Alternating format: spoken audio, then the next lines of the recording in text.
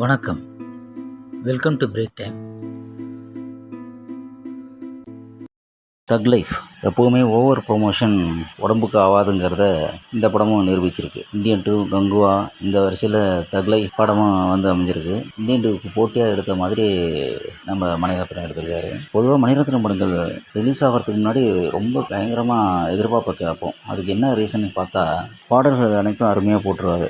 மணிரத்னம் படங்களுக்கு மட்டும் பாடல்கள் மட்டும் செம ஹிட் ஆகிடும். ஆனால் படம் ரிலீஸ் ஆன பிறகு ஒரு பாட்டு கூட படத்தில் உருப்படியாக இருக்காது. அந்த பாட்டுக்காகவாவது படத்தை பார்க்கலான்னா அந்த சாட்டிஸ்ஃபேக்ஷனை கூட தரமாட்டார். அப்படி தான் தக் லைஃப்பில் ஒரு பாட்டு கூட ஒரு இடத்துல கூட ஒழுங்காக ப்ளேஸ் பண்ணல. ஒரு பாட்டு கூட படத்தில் இருக்கிற மாதிரியே கேட்ட மாதிரியே தெரியாது. தக் லைஃப் கேங்ஸ்டர் படமா, ஒரு பெண்ணுக்காக அடிச்சுக்கிற படமா, எந்த வரிசையில் இந்த படம் வருதுன்னே தெரியல. இந்த படத்தில் ஒரு ஆறுதலான விஷயம், டிஏஜிங் பண்ணி கமல் சார்லாம் வந்து சின்ன வயசில் நம்ம நாயகன் பீரியடில் உள்ள மாதிரி காமிச்சிருப்பாங்க.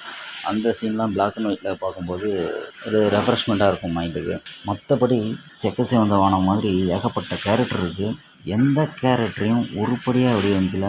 எதுவுமே மனசில் நிற்காது.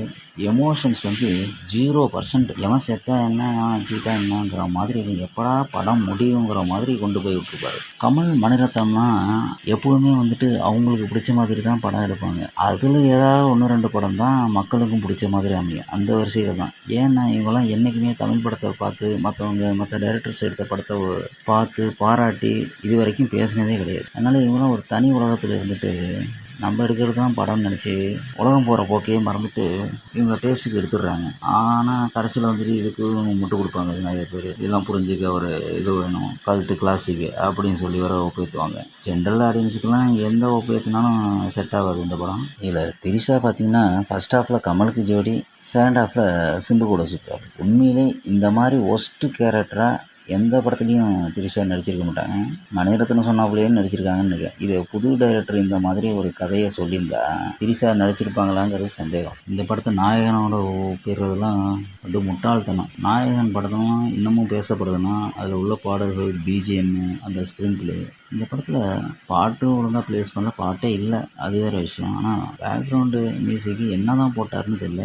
ட்ராமாவை விட மோசமாக இருக்குது. ஒரு இடத்துல உள்ள பிஜிஎம் வந்து செட் ஆன மாதிரி தெரியல. ஒருவேளை ஏறாம இந்த படத்துக்கு இது போதும்னு நினச்சி போட்டாரேன்னு தெரியல. ஒரு படத்தில் ஹீரோ, வில்லன் இந்த கேரக்டர் எப்பவுமே ஸ்ட்ராங்காக இருக்கும். அதை தாண்டி ஒரு சில படங்களில் சப்போர்ட்டிங் கேரக்டரும் ரொம்ப ஸ்ட்ராங்காக எழுதப்பட்டிருக்கும். அப்படி வந்த படங்கள்லாம் செம ஹிட்டாக இருக்குது. உதாரணத்துக்கு பார்த்தீங்கன்னா பாகுபலியில் ஹீரோ வில்லன் கேரக்டரை தாண்டி சப்போர்ட்டிங் கேரக்டர்ஸ் அவ்வளோ அருமையாக பண்ணியிருப்பாங்க.